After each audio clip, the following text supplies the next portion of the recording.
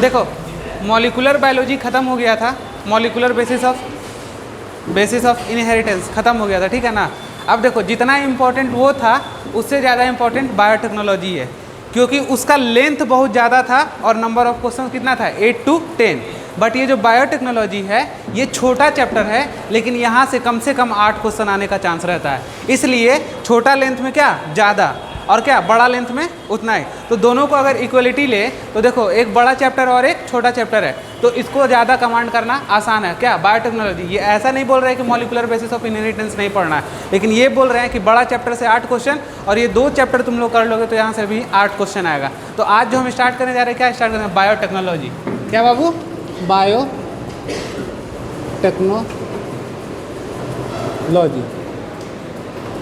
देखो बायोटेक्नोलॉजी का पहला जो चैप्टर है हमारा प्रिंसिपल एंड प्रोसेस है। क्या बाबू, principle and process.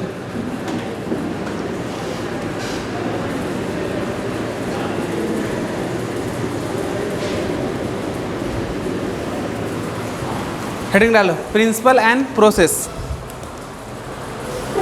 Chapter number देखो कितना है बताओ, 11 नंबर। कितना नंबर चैप्टर बाबू, chapter number 11 biotechnology principle and process. Heading डालो।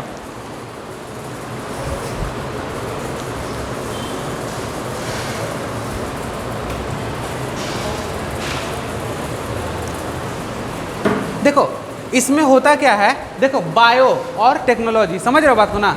बायो में टेक्नोलॉजी लगा के क्या कर रहे हैं, बायोटेक्नोलॉजी। मतलब कि देखो हम अगर माने तो क्या है, ह्यूमन जीन। क्या बाबू, ह्यूमन का जीन है, इस जीन को निकाल लिए, ठीक है, और इस जीन को ट्रांसफ़र कर दिए, ट्रांसफ़र अदर ऑर्गेनिज्म, और इससे हम क्या बना लिए, प्रोडक्ट बना लिए। क्या बना लिए बाबू, प्रोडक्ट को बना लिए। तो देखो यही प्रोसेस चलता है किसमें, बायोटेक्नोलॉजी में। यानी ह्यूमन के जीन को लिए और उस जीन को निकाले और ट्रांसफ़र कर दिए उस जीन को निकाल के किसमें, किसी अदर ऑर्गेनिज्म में, और फिर उससे हम लोग क्या बना लिए, एक प्रोडक्ट बना लिए। और ये जो प्रोडक्ट होगा ये हमारे यूज़ में आएगा, और ये क्या है, बायोटेक्नोलॉजी का एक प्रोसेस है।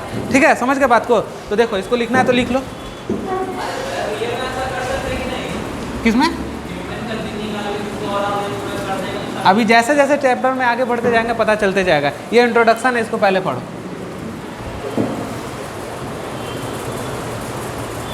अब देखो ये जो प्रोडक्ट है ये क्या होगा, ह्यूमन के लिए बेनिफिट होगा कि नहीं होगा।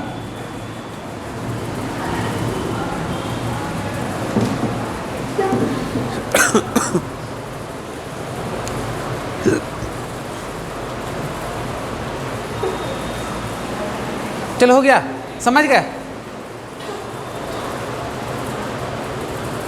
तो सबसे पहले हम लोग देखेंगे बायोटेक्नोलॉजी में क्या, प्रिंसिपल एंड प्रोसेस। तो अभी हम क्या स्टार्ट किए, इंट्रोडक्शन। हम देखो इंट्रोडक्शन में क्या बताया, ह्यूमन का जीन है, उस जीन को हम क्या किए, निकाल लिए, और उसी जीन को हम दूसरे में ट्रांसफ़र कर दिए, और ट्रांसफ़र करने के बाद क्या कर दिए, अरे फिर प्रोडक्ट को बनाए, और वो प्रोडक्ट इसमें यूज हो रहा है, हम ह्यूमन का बेनिफिट के लिए यूज कर रहे हैं। यही चीज़ तो प्रोसेस चलेगा। तो इसका नाम क्या है, बायोटेक्नोलॉजी प्रिंसिपल एंड प्रोसेस। तो ये एक तरह से क्या हो गया, प्रोसेस हो गया। जीन को निकाल रहे हैं और जीन को ट्रांसफ़र करें, क्या एक तरह से प्रोसेस हो गया। बट इसके आगे वाला चैप्टर में जब हम लोग बढ़ेंगे तो वहाँ पे इसके एप्लीकेशन के बारे में जानेंगे। Its application, biotechnology its application. Then उससे पहले क्या, बायोटेक्नोलॉजी प्रिंसिपल एंड प्रोसेस। जब प्रिंसिपल और प्रोसेस को पढ़ लेंगे तब हम लोग स्टार्ट करेंगे क्या, इट्स एप्लीकेशन। तो वो बायोटेक्नोलॉजी का कौन सा पार्ट हुआ, सेकेंड पार्ट हुआ। तो अभी हम लोग कौन पढ़ रहे हैं, पहला पार्ट, कौन सा, प्रिंसिपल एंड प्रोसेस। समझ गया पूरा बात को। तो इंट्रोडक्शन में क्या, ह्यूमन बेनिफिट के लिए हम क्या बना रहे हैं, प्रोडक्ट को बना रहे हैं। और कैसे प्रोडक्ट बना रहे हैं, जीन को निकाल के, और जीन को क्या कर रहे हैं, दूसरे ऑर्गेनिज्म में ट्रांसफर कर रहे हैं, और उसे एक प्रोडक्ट बना रहे हैं जो कि क्या है, ह्यूमन के लिए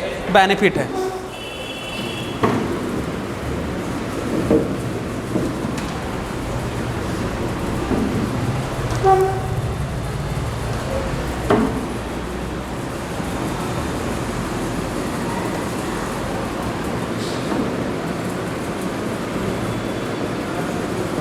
बायोटेक्नोलॉजी टर्म गिवन बाय, लिखो जल्दी से।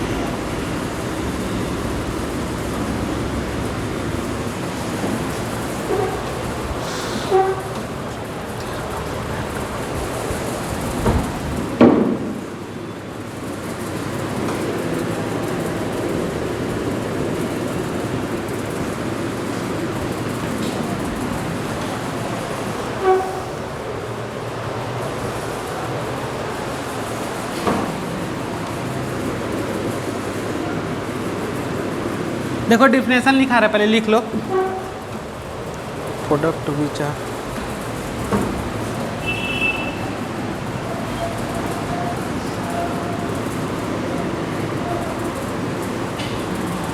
देखो किसके लिए यूजफुल होगा? For human.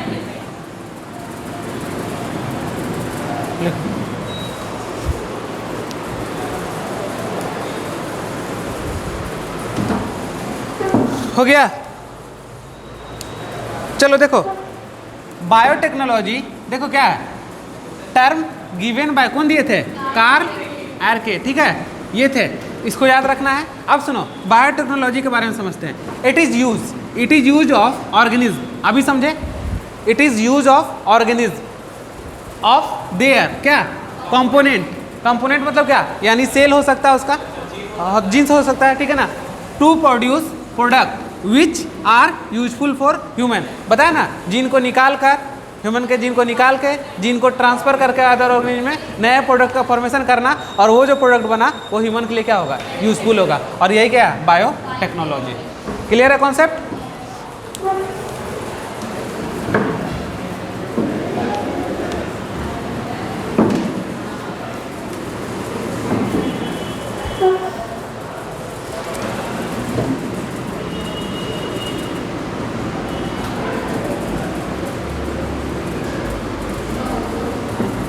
देखो इराज बोलो या फिर टाइप बोलो, ठीक है ना, टाइप ऑफ बायोटेक्नोलॉजी बोल सकते हो या इराज भी बोल सकते हो, ठीक है।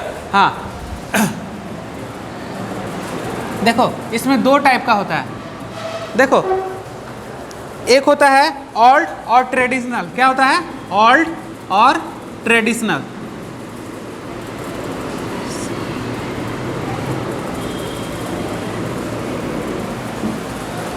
और दूसरा कौन होगा बताओ? न्यू और मॉडर्न।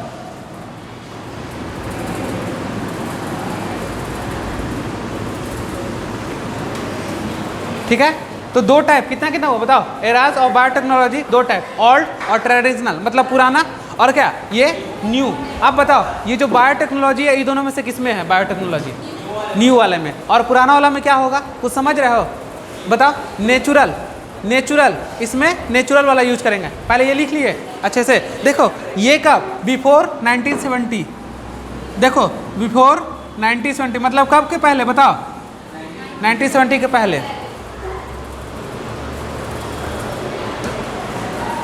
चलो अब इसको हम डिफाइन करेंगे, ठीक है ना, लिख लिया इसको। सबसे पहले हम लोग डिफाइन करेंगे ओल्ड और ट्रेडिशनल बायोटेक्नोलॉजी। हाँ सारा ओल्ड, हेडिंग डालेंगे ओल्ड और traditional biotechnology.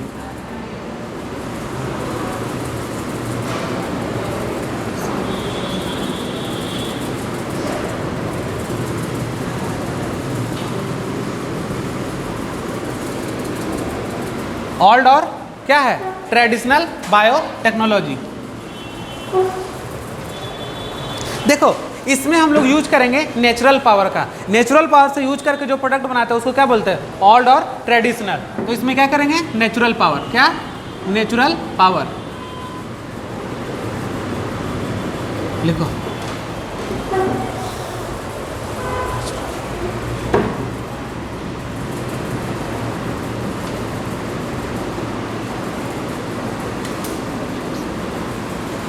Use of natural capabilities of micro organism.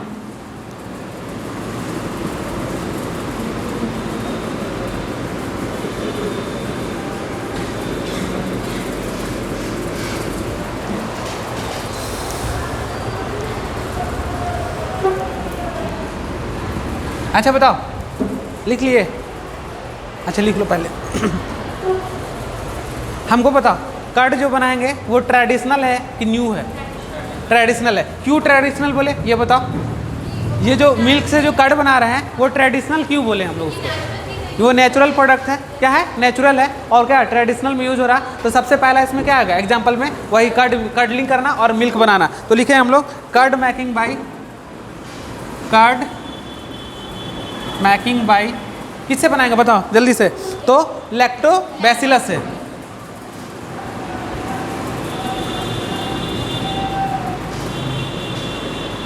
अच्छा हमको एक चीज़ बताओ, इसका मतलब क्या होता है, तुम लोग जानते हो?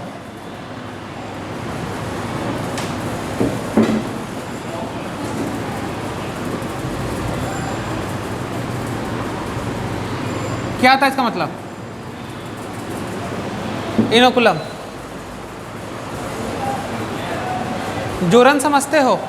तुम लोग जो बोलते हो कि दही को डाल दो दूध में, क्या बन जाएगा? दही बन जाएगा। वर्ड आएगा, एनसीईआरटी में लिखा हुआ है, ठीक है ना? हाँ ठीक है ना?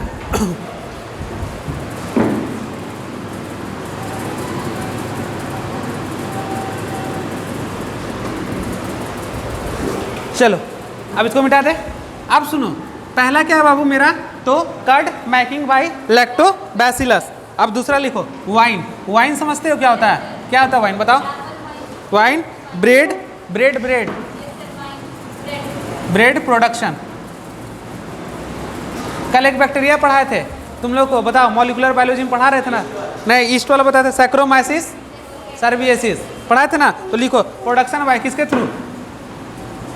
सैक्रो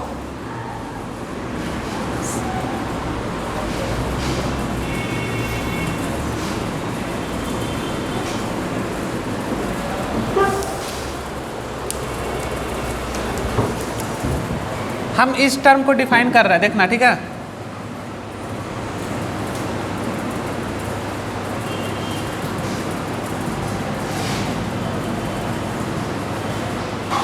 फ्लास्क लिए और फ्लास्क में दूध को गर्म कर दिए, दूध आ गया, ठीक है ना?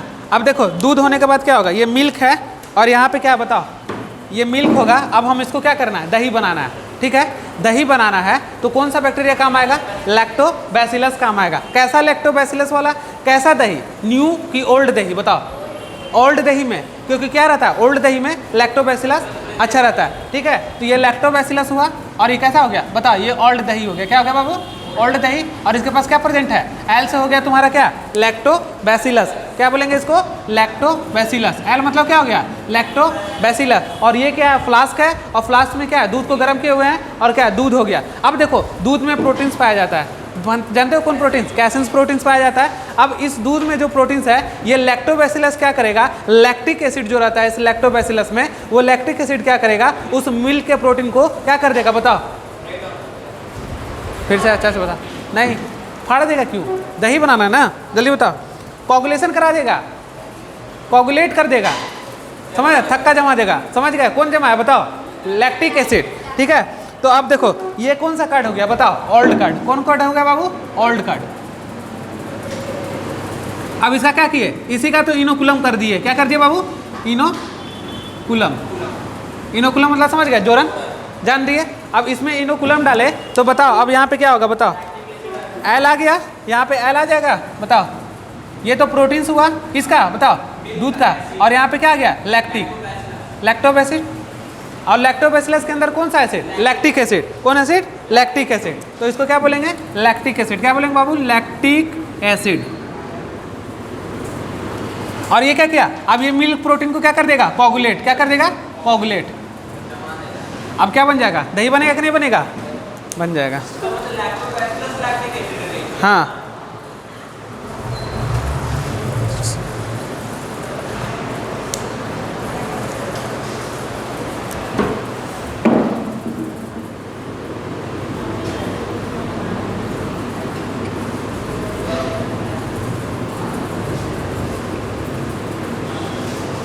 अब देखो ये क्या बन गया पूरा, बताओ? ये दही बन गया ना, इसको बोलेंगे कर्ड। कैसा प्रोसेस हुआ, बताओ? ये कैसा प्रोसेस हुआ? Natural process. अब देखो तो देखो use of natural capability of microorganism to product. तो देखो यहाँ पे कैसा कैपेबिलिटी हो गया इसका, बताओ? नेचुरल। कैसा कैपेबिलिटी बाबू? नेचुरल। और नेचुरल हो गया तो किसमें चला जाएगा? ओल्ड में। और किसमें चला जाएगा? Traditional biotechnology. हमको बताओ कि ओल्ड और ट्रेडिशनल बायोटेक्नोलॉजी क्या है, बताओ? तुम बोलो, अच्छे से डिफाइन करो, बोलो। हाँ बोलो।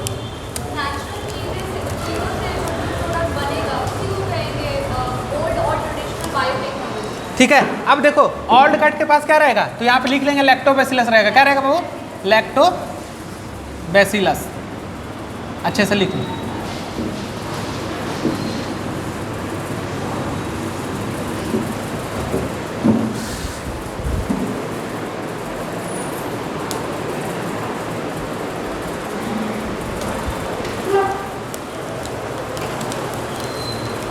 मिटा दे।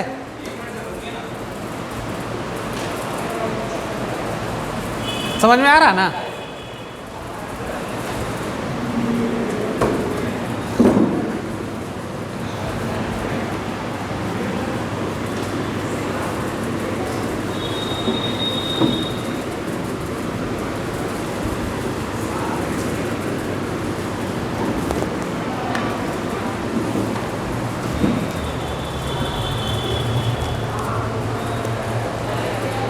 दूसरा क्या था बताओ? न्यू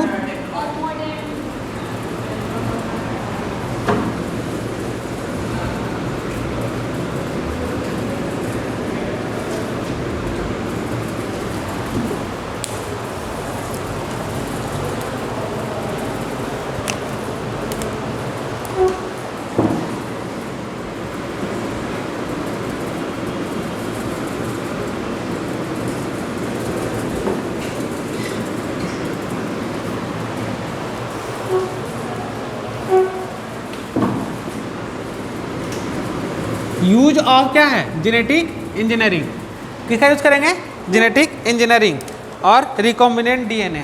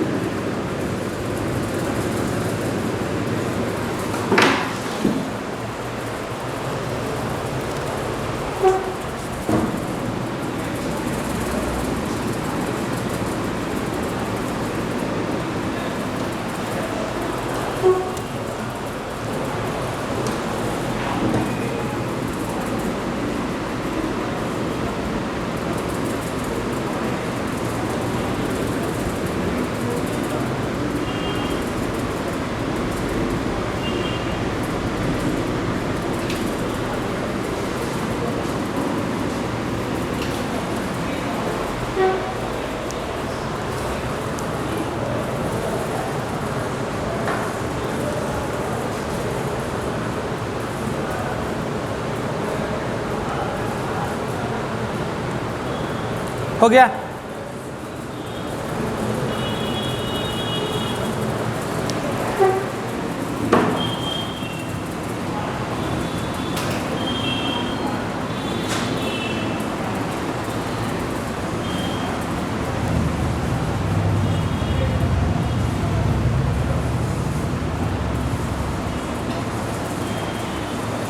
देखो हम देखो समझा रहे हैं, सुनो एक मिनट।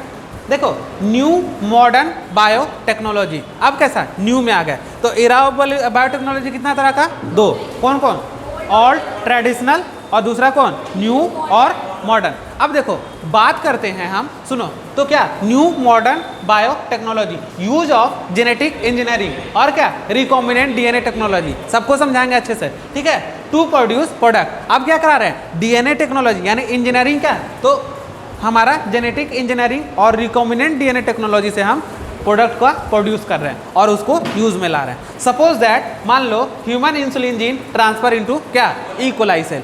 ई कोलाई सेल कितना देर में डिवाइड होता है बताओ जल्दी से? तुम लोग को बताया था ये बात, 20 मिनट में। और अगर 20 मिनट में वो बार बार डिवाइड करेगा तो क्या होगा? बहुत सारा कॉपी बना लेगा ना, ठीक है। तो हम क्या लिए? ई कोलाई सेल लिए। देखो तो ई कोलाई, तो ह्यूमन इंसुलिन जीन ट्रांसफर करे किस में? चलो एक ह्यूमन है, इसको मान लो कैसा पेशेंट है? डायबिटिक पेशेंट है। इसमें क्या बढ़ा हुआ रहेगा बताओ? शुगर का लेवल क्या रहेगा? लेवल इंक्रीज रहेगा। समझ गए बात को? ये डायबिटीज पेशेंट है तो इसका शुगर लेवल क्या रहेगा? इंक्रीज रहेगा। अब इसको शुगर लेवल को हमको क्या करना पड़ेगा बताओ? डिक्रीज करने के लिए इंसुलिन देना पड़ेगा। इसको क्या देना पड़ेगा? इंसुलिन। तो देखो अब इसको इंसुलिन देना है, लेकिन इंसुलिन लाएंगे कहाँ से? तो सबसे पहले जो हम लोग यूज करते थे इंसुलिन कहाँ से? काव और कहाँ से? पिग। किससे किससे करते थे बताओ? काव और पिग से। देखो काव और पिग से किसको निकालते थे? इंसुलिन को निकालते थे। और ह्यूमन में क्या कर देते थे? इसको इंसर्ट कर दिए। क्या कर दिए? इंसर्ट। कहाँ से लाए बताओ? काव और पिग से इंसर्ट कर दिए। अच्छा बताओ ये ह्यूमन सोर्स है कि नॉन ह्यूमन सोर्स है? तो देखो ये कैसा सोर्स हो गया बताओ? Non human source. देखो काव और पिग के स्लॉटर्स को मतलब हम लोग उस समय मार के और उससे इंसुलिन नाम का हार्मोन्स को निकाल के और उस हाँ, मार के उसके बाद उससे क्या करते थे, निकालते थे और निकाल के क्या करते थे, इंसर्ट करते थे। सबसे शुरू में यही टेक्नोलॉजी था। लेकिन ये कैसा, ये पहले का टेक्नोलॉजी था, लेकिन अब कैसा टेक्नोलॉजी है, तो न्यू और मॉडर्न बायोटेक्नोलॉजी। ये इंसुलिन कैसे बनता है इसको हम डिटेल्स में और आगे में पढ़ाएंगे। अभी थोड़ा सा हम समझाने के लिए केवल पढ़ा रहे हैं। सपोज दैट अभी क्वेश्चन नहीं करना है कि काउ और पिग से कैसा है, बाद में बताएंगे। तो मान लो ये क्या है, एक ह्यूमन है, ठीक है, कैसा पेशेंट है, डायबिटिक पेशेंट। ऑलरेडी इसका क्या है, शुगर इंक्रीज किया हुआ है, शुगर का लेवल इंक्रीज करेगा। तो अब देखो हम इनको क्या इंसर्ट करना पड़ेगा। तो देखो यहाँ से इंसुलिन, क्या बाबू, इंसुलिन। अब देखो ये इंसुलिन कहाँ से आया, तो काउ और पिग से आया। अब देखो ये ह्यूमन है और ये कैसा सोर्स है, तो बताओ कि एलर्जी होगा कि नहीं होगा, तो होगा, क्योंकि क्या कर रहा है, हम नॉन ह्यूमन सोर्स से ला रहे हैं इंसुलिन को, तो क्या जा रहा है, और ह्यूमन के पास दे रहे हैं, तो एलर्जी होने का चांस बहुत ज़्यादा रहेगा। ठीक है, थोड़ा में एलर्जी नहीं होता था, लेकिन बहुत में एलर्जी होता था। तो अब समझ गया, पहले कहाँ से लाया बताओ, काउ और पिग से लाया। तो देखो ये किसका कारण बन गया, तो नॉन ह्यूमन सोर्स कारण बन गया क्या जी का, एलर्जी का। किसका बन गया, एलर्जी। क्या काउच करा रहा था बताओ बाबू, एलर्जी को।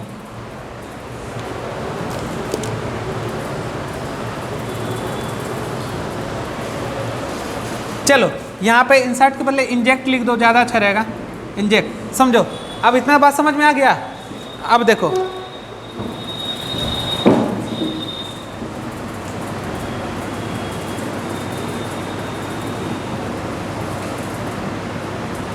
क्या है बताओ, इकोलाई। क्या है बाबू, इकोलाई।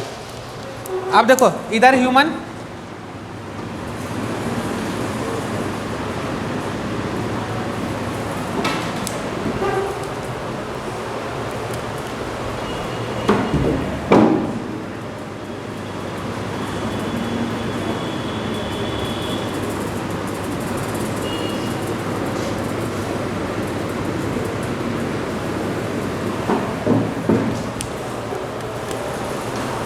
कौन सा जीन निकाले बताओ, इससे हम निकाले ह्यूमन इंसुलिन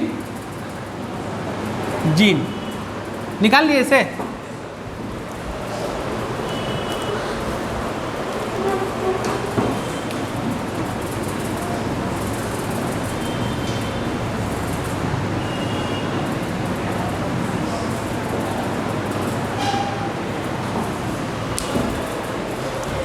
किसमें ट्रांसफर कर दिए बताओ, इकोलाई में। अब ये क्या बन गया, ह्यूमन इंसुलिन। कौन इंसुलिन है बाबू, ह्यूमन इंसुलिन। किसमें आ गया बताओ,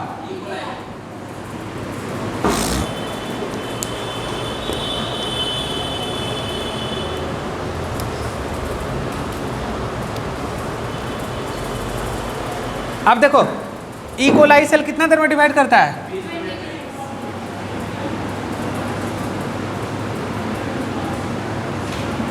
तो देखो 20 मिनट में डिवाइड करता है, तो बहुत बार नहीं डिवाइड कर जाएगा। और डिवाइड करेगा तो मोर प्रोडक्शन होगा कि लेस प्रोडक्शन, जल्दी बताओ। तो क्या हो गया, इसका प्रोडक्शन बहुत ज़्यादा हो जाएगा। क्या हो जाएगा, एक मिनट रुक जाओ। तो यहाँ लिख लेंगे मोर प्रोडक्शन। किसका मोर प्रोडक्शन बताओ, ह्यूमन इंसुलिन का मोर प्रोडक्शन। अब देखो मोर प्रोडक्शन हो गया, तो अब इसको हम किस में ले जाके छोड़ देंगे बताओ, तो इस ह्यूमन में ले जाके क्या कर देंगे।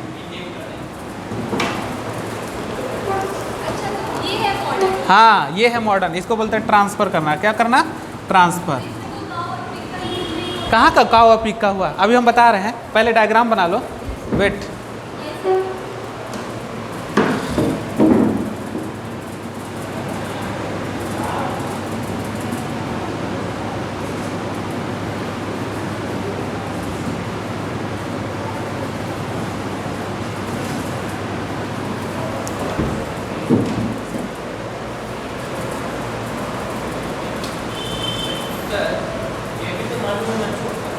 दिखा तो रहे हैं, रुको तो पहले एक मिनट, वेट वेट। चलो देखो सुनो,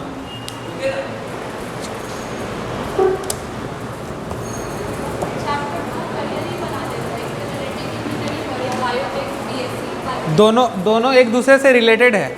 मेरा उसको डिटेल्स में पढ़ाने का मतलब कि यहाँ पे हम कम समझ है, तुम लोग को तो अब यहाँ पे जीन उन सब समझ में आ रहा ना अच्छे से। देखो जीन समझ में आ रहा होगा, ट्रांसफर का। चलो देखो हम देखो पहला क्या किए थे, नॉन ह्यूमन सोर्स। क्या काउच करा रहा था, हम सबसे पहले किसका इंसुलिन ले रहे थे, काउ और पिग का। ये नॉन ह्यूमन सोर्स हुआ, लेकिन ये नॉन ह्यूमन सोर्स हुआ थोड़ो, हम तो इसका प्रोडक्शन बढ़ा रहे हैं। हम तो ई कोलाई के सेल में डाल के इसका प्रोडक्शन को बढ़ा रहे हैं। ये नॉन ह्यूमन नहीं हुआ, इसका प्रोडक्शन बढ़ाना था, किसका? इंसुलिन का, ताकि ज़्यादा मात्रा में हो सके और हम इसको यूज कर सके। तो जेनेटिक इंजीनियरिंग का काम क्या है? जो मॉडर्न है वो क्या करेगा? ज़्यादा मात्रा में बनाएगा। तो सुनो, सबसे पहले ह्यूमन था, अब इस ह्यूमन को ही हम क्या निकाले? इंसुलिन निकाल लिए। अब ह्यूमन का इंसुलिन कम होगा, उस इंसुलिन को निकाल लिए और उस इंसुलिन को किस में ट्रांसफर कर दिए? ई कोलाई के सेल में ट्रांसफर कर दिए। अब ये ई कोलाई क्या करेगा? ये तो 20 मिनट में डिवाइड कर जा रहा, तो ये बहुत सारा इंसुलिन बना लेगा। अब बहुत सारा इंसुलिन बनाने क्या होगा? मोर प्रोडक्शन होगा और हम इसको क्या कर सकते हैं? मोर यूज कर सकते हैं। लेकिन यहाँ पे कोई रिएक्शन नाम का चीज़ नहीं होगा, क्योंकि किसका जीन है बताओ? ह्यूमन का है। यहाँ तो ये सोर्स है, बस क्या उसको बढ़ा रहे हैं हम, ऐसा थोड़ा जा रहा है। लेकिन वहाँ पे सोर्स क्या था? सोर्स वही था कि हम काऊ और पिग का डायरेक्ट इंसुलिन को इन कर रहे थे। यहाँ पे हम बना के इन कर रहे हैं, इसलिए कैसा टेक्नोलॉजी? मॉडर्न और कैसा? Genetic engineering. समझ में आया बात को? तो देखो दोनों में क्या क्या अंतर है, समझो एक बार अच्छे से। कोई दिक्कत?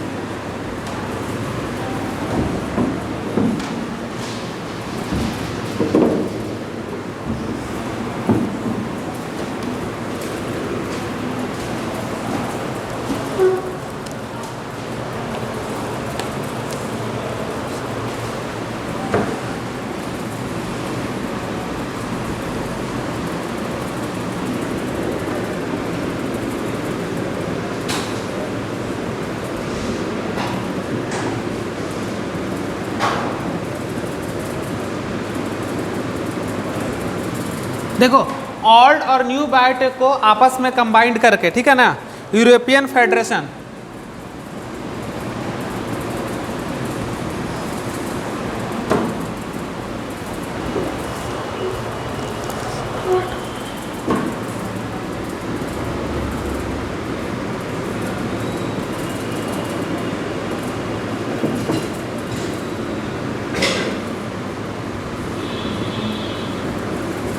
देखो ये कॉन्सेप्ट है, ठीक है ना, सुनो, समझ रहे हो क्या लिखे हैं? फेडरेशन,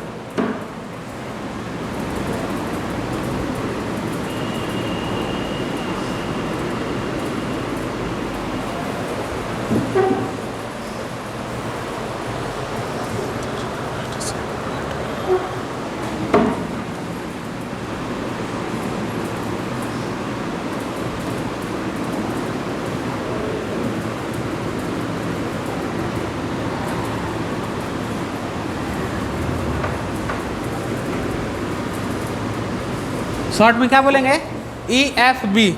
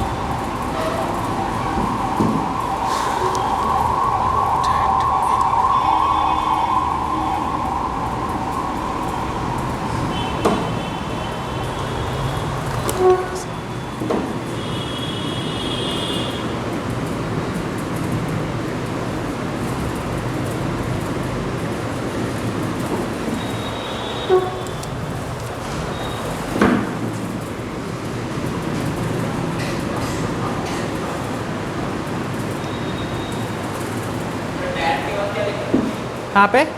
दैट इनकम्पेसेस बोथ, हाँ मिला के क्या, both traditional view and modern molecular biotechnology.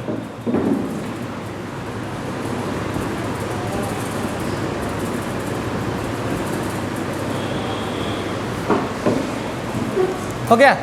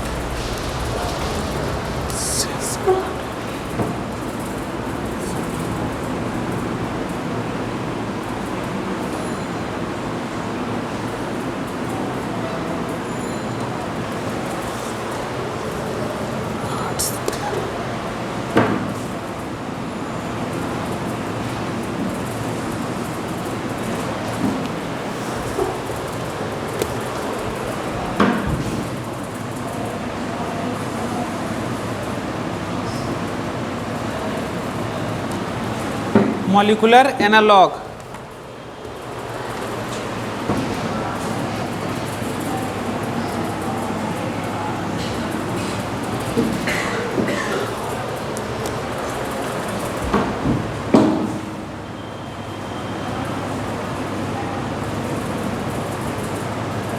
NCERT लाया सब, चलो लिखो इसको और उसके बाद एनसीईआरटी देखो थोड़ा सा।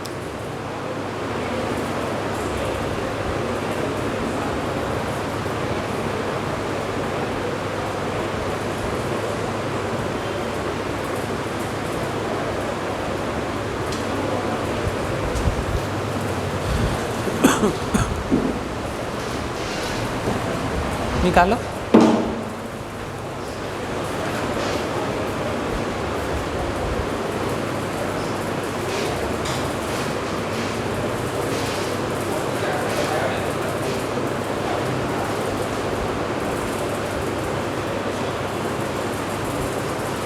देखो ये फर्स्ट पैराग्राफ तुम लोग पढ़ो।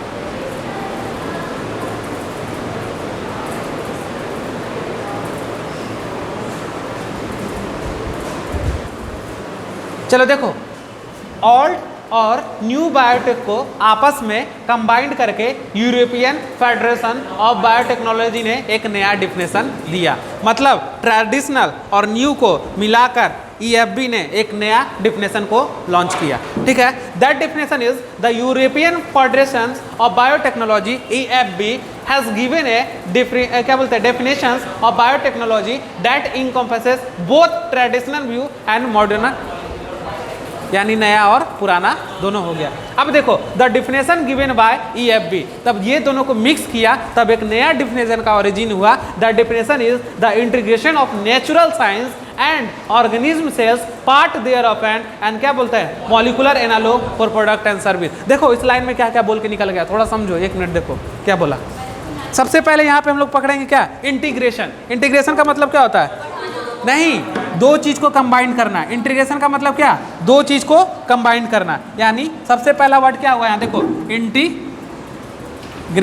देखना लिख लेना साइड में, क्या करना, दो चीज को ऐड करना।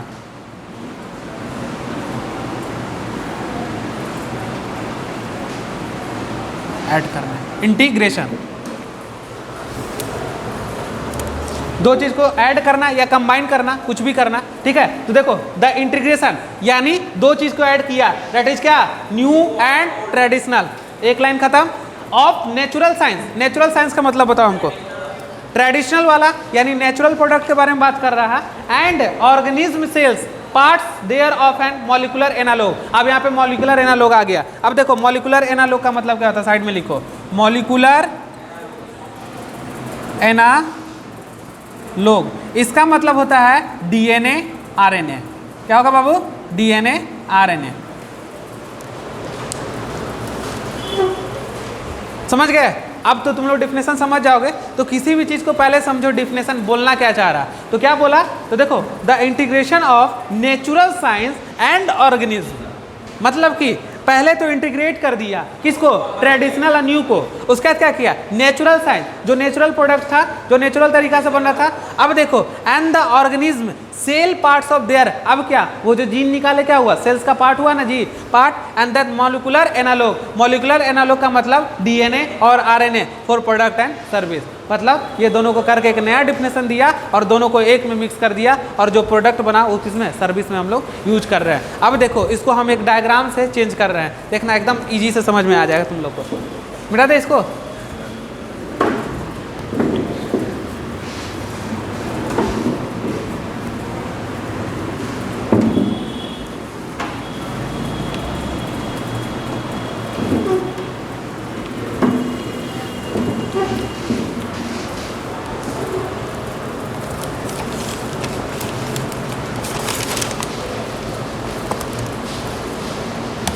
कौन दिया था ये बताओ, EFB कौन दिया था, EFB।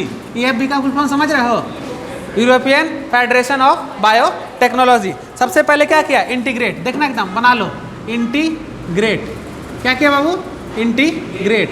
अब देखो इंटीग्रेट में क्या क्या था बताओ।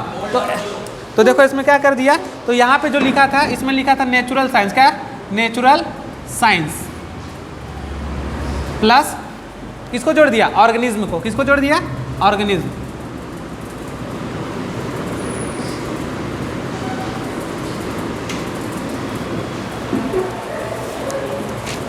अब देखो इससे क्या बना दिया? ये प्रोडक्ट सर्विस। अब बताओ उतना सारा लैंग्वेज को कहाँ कन्वर्ट कर दिए? देख लो आ गया ना, इसको लिख लो अच्छे से।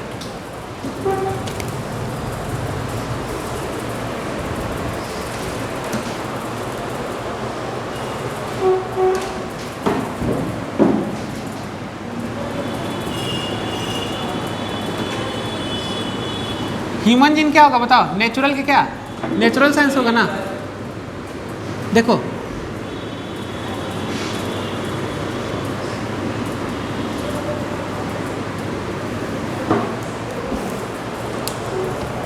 अब देखो इसी जीन को क्या कर दिए थे? इंटीग्रेशन। क्या कर दिया बाबू? इंटीग्रेशन।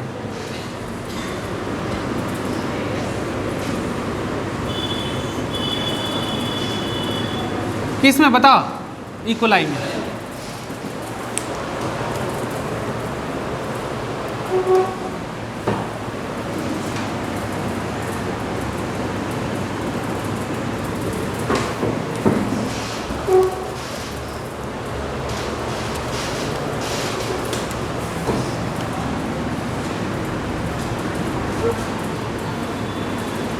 आरएनए से क्या बनता है बताओ? क्या बन जाएगा बाबू? प्रोटीन। प्रोटीन से क्या बनेगा? प्रोडक्ट। अब प्रोडक्ट को कहाँ यूज कर लेंगे? Human services.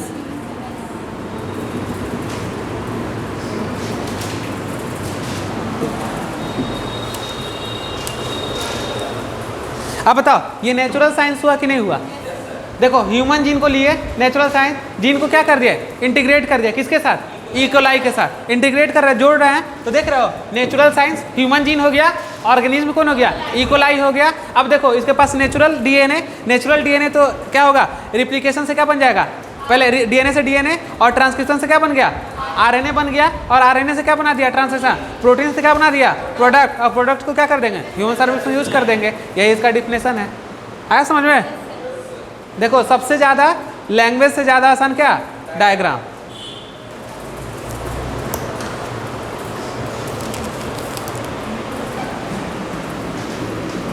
मिटा दे।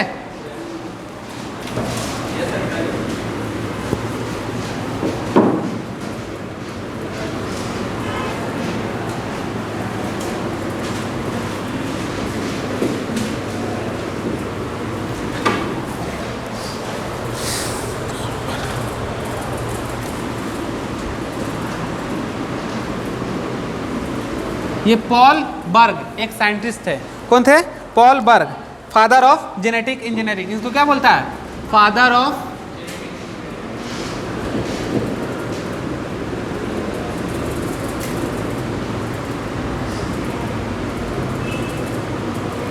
Of genetic engineering.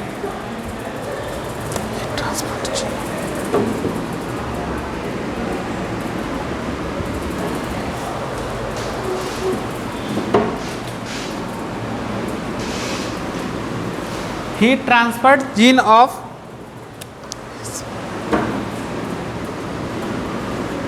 SV40। क्या बाबू? SV40 लिख लेना।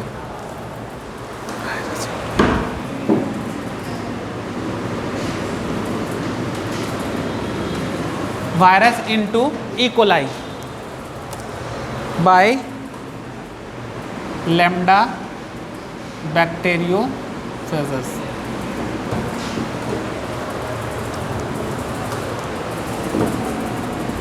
Nobel prize 1980।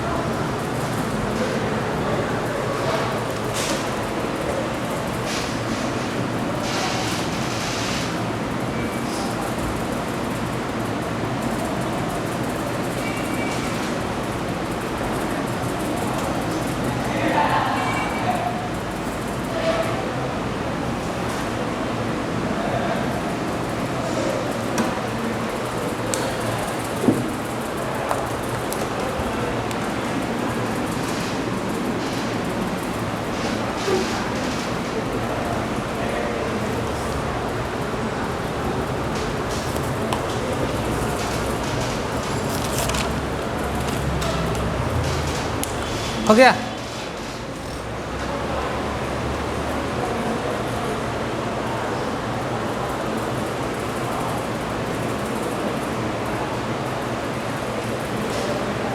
देखो समझो कि पॉल बर्ग फादर ऑफ क्या थे, जेनेटिक इंजीनियरिंग। देखो ही transferred gene of SV40, SV40 का जीन ट्रांसफर किसमें किए, ई कोलाई में, थ्रू किसके, लैम्डा बैक्टीरियोफेज के थ्रू। मतलब एक ऑर्गेनिज्म के जीन को दूसरे ऑर्गेनिज्म के जीन ट्रांसफर करना दूसरे ऑर्गेनिज्म में, कौन किए थे बताओ, पॉल बर्ग साहब ने किए थे। किसके थ्रू बताओ, लैम्डा बैक्टीरियोफेजेस के थ्रू। तो ये ट्रांसफर कर रहा किसका जीन, उसका जीन उसमें ट्रांसफर कर रहा। इनके कारण इनको नोबेल प्राइज कब मिला था, 1980 में मिला था।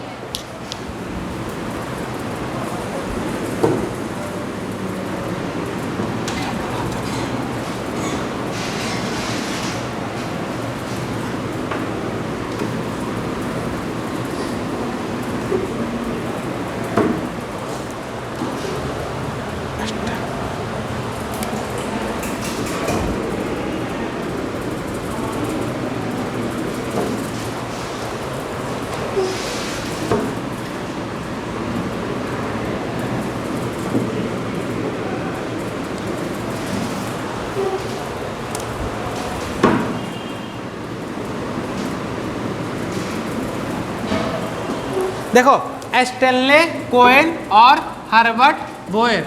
देखो एनसीईआरटी में इसको पैराग्राफ में पूरा लिखे हुए हैं, तुम लोग को समझ में नहीं आएगा, लिखोगे थोड़ा देर पढ़ोगे और समझ में एकदम नहीं आएगा। इसलिए इसको जो हम डायग्राम बनाएंगे उस डायग्राम को रख के पढ़ना, नहीं तो आधा पढ़ोगे फिर नींद आने लगेगा, क्योंकि लिखा है उसी हिसाब से, ठीक है ना।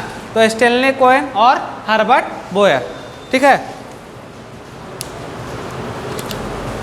फर्स्ट रिकॉम्बिनेंट डीएनए,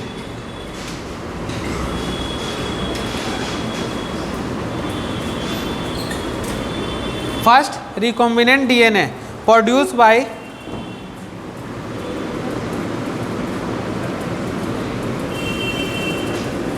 linking मतलब जोड़ना, an antibiotic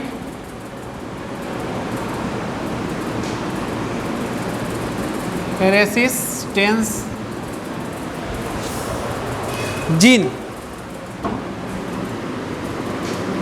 कौन resistant gene, antibiotic resistant gene with native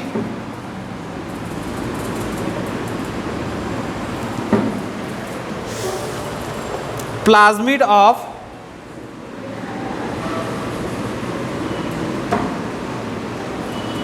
salmonella. किसका है बताओ, साल्मोनेला टाइफाई, बताओ जल्दी किसका है बैक्टीरिया, टाइफाइड जी, हाँ।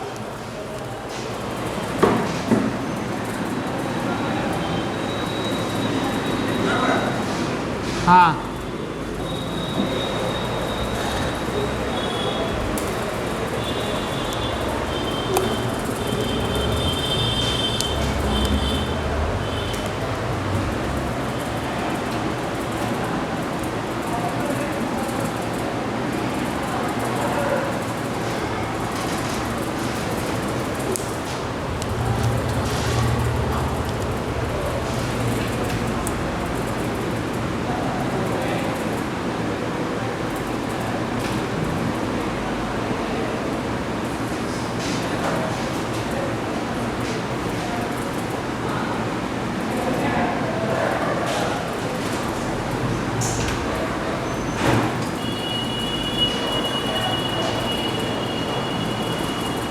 देखो इसमें दो चीज हम लोग समझेंगे। पहला कौन, रिकॉम्बिनेंट डीएनए क्या है, रिकॉम्बिनेंट डीएनए क्या होता है। दूसरा क्या समझेंगे, एंटीबायोटिक रेसिस्टेंस जीन। जब ये दोनों क्लियर होगा तभी हम आगे बढ़ेंगे।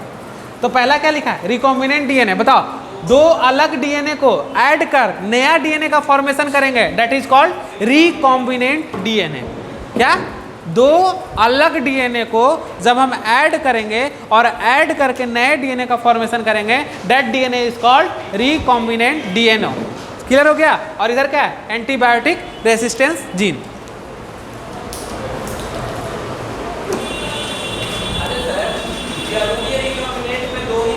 नहीं, दो, हाँ ठीक है ना।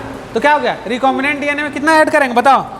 अब देखो हम इसको समझाएंगे, पहले कॉन्सेप्ट समझाएंगे क्या, एंटीबायोटिक रेसिस्टेंट जीन, तब फिर हम तुम लोग को समझाएंगे क्या क्या होता है ये स्टेनले कोहेन और हर्बर्ट बोयल साहब कैसे बनाए थे। पहले सुनो यहाँ पे, first recombinant DNA produce by linking and क्या एंटीबायोटिक रेसिस्टेंट जिनको लिंक किए थे विथ नेटिव प्लाज्मिड। प्लाज्मिड भी क्या होता है, डीएनए होता है, ठीक है ना। तो प्लाज्मिड डी और किसके साथ, साल्मोना टाइफेरियम, यानी एंटीबायोटिक रेसिस्टेंट जीन और साल्मोना टाइफेरियम का दोनों का डीएनए को ऐड करके क्या बनाए थे, रिकॉम्बिनेंट डीएनए। क्लियर हो रहा, कुछ कॉन्सेप्ट समझ में आ रहा। अब देखो सबसे पहले हम लोग क्या समझेंगे, एंटीबायोटिक रेसिस्टेंस जीन क्या होता है, कुछ बताओ तुम लोग, कुछ बताओ एंटीबायोटिक रेसिस्टेंट जीन क्या होता है जल्दी। उतना एंटीबायोटिक खाते हो ना सब।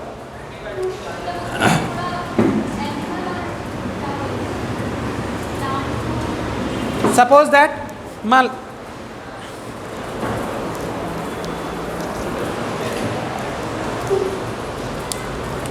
ये बैक्टीरिया है क्या बाबू, बैक्टीरिया,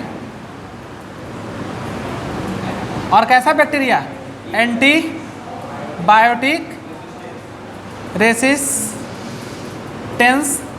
जीन अब्सेंट, क्या बाबू, अब्सेंट, ठीक है। अब इसके ऊपर हम क्या डाल दिए, एंटीबायोटिक, क्या डाल दिए, एंटीबायोटिक, इसके ऊपर डाल दिए, मरेगा कि जिएगा, जल्दी बताओ, जल्दी बताओ, मर जाएगा कि जी जाएगा, क्या हो जाएगा, मर जाएगा, क्या हो जाएगा, खत्म। क्यों खत्म, क्योंकि इसके पास क्या है, एंटीबायोटिक रेसिस्टेंस जीन क्या है, अब्सेंट है। और एंटीबायोटिक का काम क्या होता है, बैक्टीरिया को मारना, क्या करना, इसका काम क्या, मारना।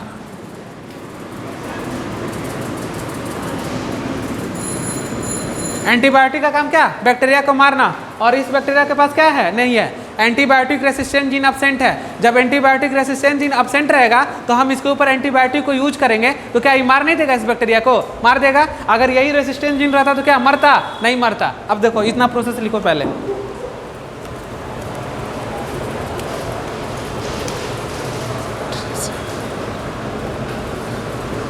तो देखो इस बैक्टीरिया से क्या हुआ, आदमी में डिजीज हो गया, क्या हो गया, इस बैक्टीरिया से क्या किया,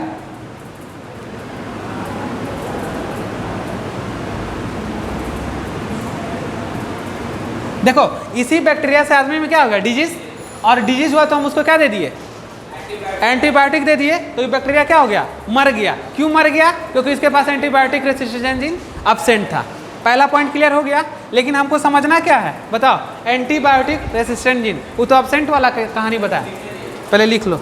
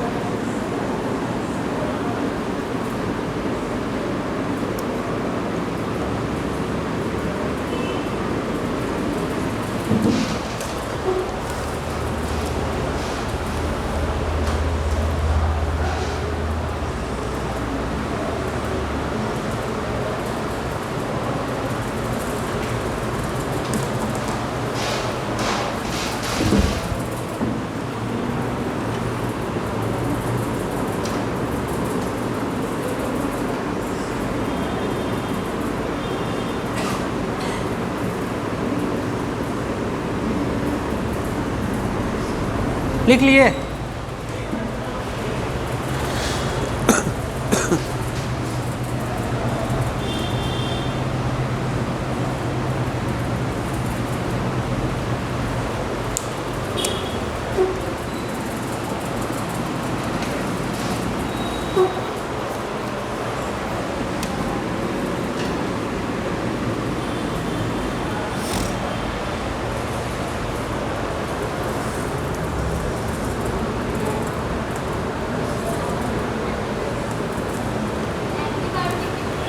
एम्पिसिलिन, एम्पिसिलिन एंटीबायोटिक लिए।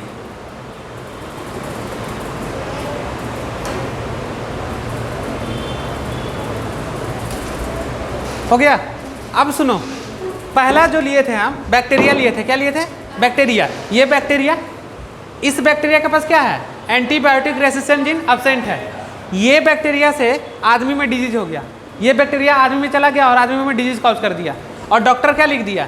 एंटीबायोटिक लिखा, और उस एंटीबायोटिक को खा गया तो क्या हो गया? ये बैक्टीरिया मर गया। कभी कभी हम लोग बहुत ज़्यादा एंटीबायोटिक खा लेते हैं, जिसके कारण से क्या होता है? रेसिस्टेंस हो जाता है। क्या होता है? रेसिस्टेंस कर जाता है। अब सुनो क्या होता है, ये हमारा क्या है? दूसरा बैक्टीरिया। अब इस बैक्टीरिया के पास क्या है? एंटीबायोटिक रेसिस्टेंट जीन क्या है? प्रेजेंट है। अब ये एंटीबायोटिक रेसिस्टेंट जीन प्रेजेंट है तो ये क्या करेगा? एंटीबायोटिक से क्या करेगा? बैक्टीरिया को, अब बैक्टीरिया को बचाएगा। समझ रहे हो? ये बचा रहा। एंटीबायोटिक रेसिस्टेंस का मतलब क्या? वहाँ पे एंटीबायोटिक काम नहीं करेगा तो क्या कर रहा है? इसके पास तो प्रेजेंट है। अब कोई भी एंटीबायोटिक देंगे तो क्या करेगा? ये बैक्टीरिया को बचा लेगा। अब देखो, इस एंटीबायोटिक रेसिस्टेंट जीन पे हम क्या डाल दिए? बताओ, ये एंटीबायोटिक डाल दिए।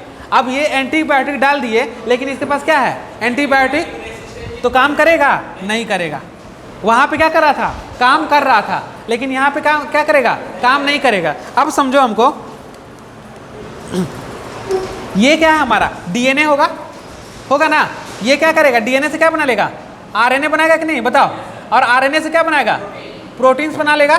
अब बताओ, ये डीएनए से क्या बनाया? आरएनए, और आरएनए से क्या बनाया? प्रोटीन। अब प्रोटीन सब बना लेगा तो क्या कर देगा? और इस बैक्टीरिया को क्या करेगा? एंटीबायोटिक क्या कर देगा? खत्म कर देगा। समझ रहे हो? एंटीबायोटिक को काम ही नहीं करने देगा। हाँ, समझ रहे हो बात को? क्योंकि इसके पास कैसा जीन है? तो अब बताओ, हम यहाँ पे एंटीबायोटिक कौन दिए? एम्पिसिलिन दिए। तो अब यहाँ पे हम इसको बोल सकते हैं एम्पिसिलिन रेसिस्टेंट जीन, बोल सकते हैं कि नहीं बोल सकते हैं?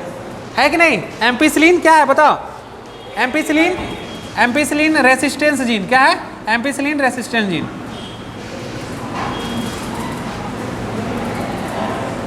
इतना समझ में आया कि नहीं? बताओ पहले, क्या समझ में आया? समझ में? हाँ, एंटीबायोटिक जो तुमको बता रहा, किसी के अगेंस्ट में बता रहा, तुमको कोई डिजीज हो रहा, वो बैक्टीरिया से डिजीज हो रहा, तो उस बैक्टीरिया को मारना होगा ना। अब मारने के लिए डॉक्टर क्या प्रिस्क्राइब करते हैं दवाई में? एंटीबायोटिक, कि तुम एंटीबायोटिक खाओ। खाते हो ना एंटीबायोटिक, तो उसी एंटीबायोटिक का हम बात कर रहे हैं। तो किसके अगेंस्ट में काम कर रहा? बैक्टीरिया के अगेंस्ट में काम कर रहा। तो पहला वाला में क्या है? ये बैक्टीरिया है, ठीक है? फिर से समझो, देखो, पहला वाला में ये बैक्टीरिया है, और इस बैक्टीरिया के पास क्या है? एंटीबायोटिक रेसिस्टेंट जीन क्या है? अब्सेंट है। अगर यहाँ पर रेसिस्टेंट जीन रहता तो यहाँ पे कोई एंटीबायोटिक काम नहीं करता, ठीक है? तो यहाँ पे अब्सेंट हो गया। तो अब बताओ, इस बैक्टीरिया से क्या होगा? आदमी में डिजीज होगा। अगर ये बैक्टीरिया कहाँ चला गया? आदमी में चला गया, तो उसको क्या कर देगा? डिजीज काउज करेगा। जब ये डिजीज काउज करेगा, तो अब देखो, डिजीज काउज करने के बाद तुम डॉक्टर के पास जाओगे, डॉक्टर क्या बोलेगा? एंटीबायोटिक खाओ। तो डॉक्टर तुमको क्या दिया? एंटीबायोटिक। और तुम जैसे इस एंटीबायोटिक को खाए और तुम्हारे शरीर में जो ये तुम्हारा बैक्टीरिया डिजीज काउज किया था, तो एंटीबायोटिक क्या कर देगा? इसको मार देगा। क्यों मार दिया? क्योंकि इसके पास क्या अब्सेंट था? एंटीबायोटिक रेसिस्टेंट जीन अब्सेंट था। लेकिन सेकेंड केस में क्या है कि ये बैक्टीरिया है और इसके पास क्या है? रेसिस्टेंट जीन भी प्रेजेंट है, ठीक है ना? जब ये रेसिस्टेंट जीन प्रेजेंट होगा तो ये क्या करेगा? एंटीबायोटिक से क्या करेगा? बैक्टीरिया को बचाएगा। मतलब कि बैक्टीरिया को हार्म नहीं करने देगा। कौन? एंटीबायोटिक, क्योंकि इसके पास क्या है? रेसिस्टेंस है। अब इसके ऊपर हम एंटीबायोटिक को दिए, अब इसके ऊपर हम एंटीबायोटिक को दिए, तो बताओ, ये जैसे एंटीबायोटिक को दिए तो क्या होगा? इसको काम करने देगा?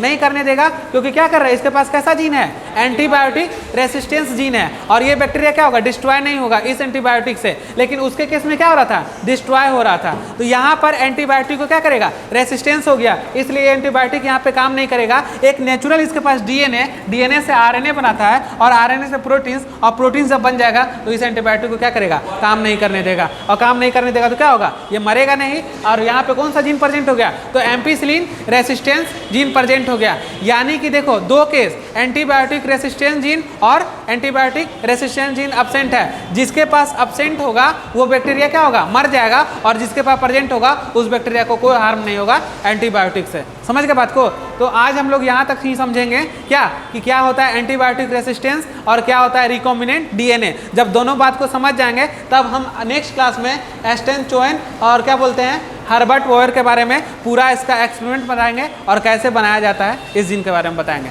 क्लियर है? चलो ठीक है, मिलते हैं नेक्स्ट क्लास में।